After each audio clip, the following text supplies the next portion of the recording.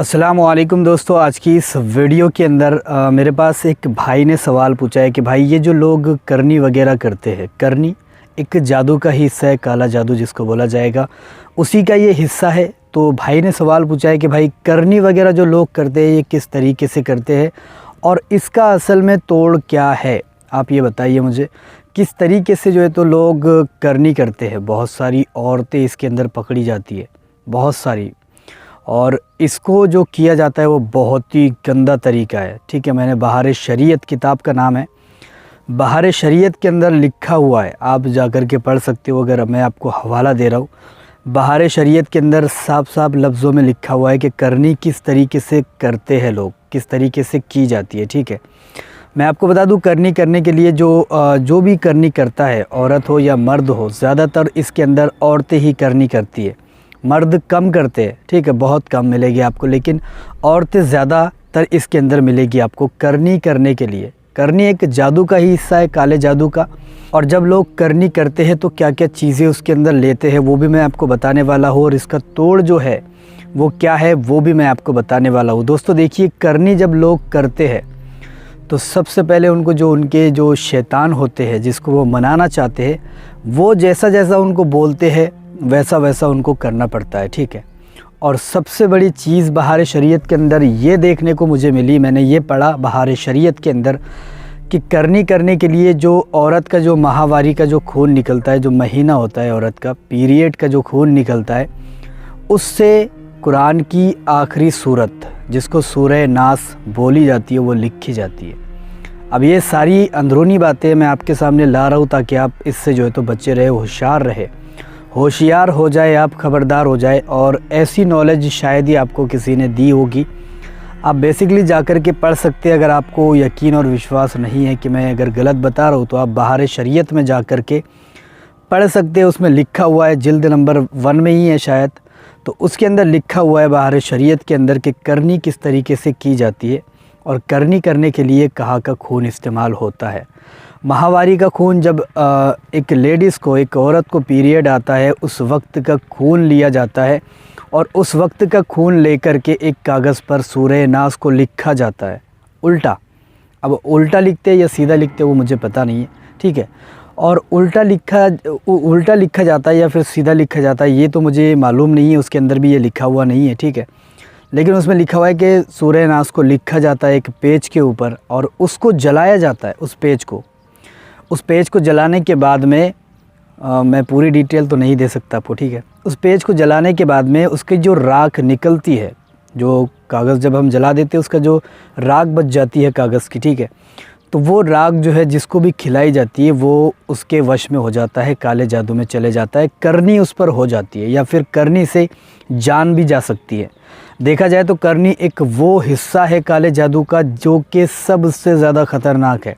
ठीक है, सबसे ज़्यादा पावरफुल अगर कोई हिस्सा देखा जाए तो वो है करनी, ख़तरनाक। इससे भी ऊपर के जादू हो सकते हैं, लेकिन मेरी नज़रों के हिसाब से मैंने जहाँ तक पढ़ा भी है और जहाँ तक देखा भी है, बहुत सारे जादू मैंने पढ़े हैं कि कौन कौन से जादू इस दुनिया के अंदर मौजूद है, लेकिन जहाँ तक मैंने देखा जाए तो करनी एकदम बहुत ज़्यादा फास्ट काम करता है और ये लोगों की जान भी तुरंत ले लेता है। ठीक है, तो असल में ऐसे कई वाक़ये मेरे गांव के अंदर हो चुके हैं, इसलिए मुझे पता भी है इसके बारे में। ठीक है, तो ये सारी चीज़ें ये करते हैं, गंदगी वाले काम। अब इतनी गंदगी वाली चीज़ से कुरान शरीफ की आयत को लिखना, तुम आप बताओ मुनासिब है या नहीं? ये मुनासिब ही नहीं हो सकता हर सूरत में, मतलब ये दुरुस्त है ही नहीं। ये तो मतलब उसको तो जहाँ पर भी आपको मिल जाए उसको तो आपको मार ही देना चाहिए, अगर ऐसा कोई करते हुए आपको मिल जाता है तो। बहुत गंदे काम, गलत काम, ये सारे काम जो है तो वो करवाता है, जो भी उनके शैतान होते हैं जिसको वो मनवाना चाहते हैं, और उनके ज़रिए से ये काम लेते हैं। जैसे कि अगर तुम उनको खुश करते हो तो वो भी तुमको खुश करेंगे, अगर तुम उनको नाराज़ करोगे वो भी आपको तकलीफ़ पहुंचाएंगे। ऐसा कुछ कंसेप्ट होता है इनका। ठीक है, ऐसी डील होती है इनकी, और ये फिर बेसिकली जो है तो काम करते हैं आपके। अगर आप इनको खुश करते हो, खुश किस चीज़ से होते हैं शैतान? यही अच्छाई वाली चीज़ों को रोंदने से, उसको मतलब उसको गंदगी में पहुंचाने से। जैसे कुरान कुरान की आयतों को पामाल करने से या फिर जूते मारने से। बहुत गंदे गंदे काम होते हैं इस इल्म के अंदर। ये इल्म के अंदर आप कभी भी मत फंसे, ठीक है, कभी भी मत। अगर आप सोच रहे हो कि मेरी बहुत ज़्यादा परेशानी मुश्किलात है, चलो मैं एक बार करके देख ही लेती हूँ, उसके बाद में पीछे मेरा छूट जाएगा, लेकिन 4 दिन आपको मज़ा आएगा। 4 दिन आपको बहुत ज़्यादा मज़ा आएगा इसके अंदर कि हाँ मैं जैसा चाह रही हूँ वैसा हो रहा है। लेकिन उसके बाद में आप खुद अपनी ज़िंदगी को कोसोगे, आप खुद कहोगे कि मैंने क्या कर लिया या क्या कर बैठी मैं, ठीक है। मतलब बहुत गंदे गंदे काम इसके अंदर होते हैं, ठीक है। तो इस तरीके का ये कंसेप्ट है, आपको इससे बचे रहना चाहिए, इससे दूर ही रहना चाहिए आपको, ठीक है। अब बात करते हैं इसका जो मतलब इसका तोड़ क्या है अगर करनी वगैरह किसी पर हो जाती है, ठीक है। इसके कई सारे तोड़ हमको देखने को मिलते हैं, जैसे कि सूरह नास को दम करके पानी पर जो है तो दम कर दे, उसको पिला दे, ये भी एक उसका तोड़ ही है। सूरह नास सारे काले जादू जितनी भी बुराई है उस सब का तोड़ सूरह नास है।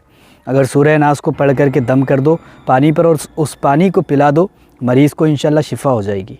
दूसरा भी तरीके इसके बहुत सारे हैं, जैसे कि अगर किसी के जिस्म पर करनी वगैरह है, जादू वगैरह किसी ने करवा दिया है, तो उसके कान में या गौस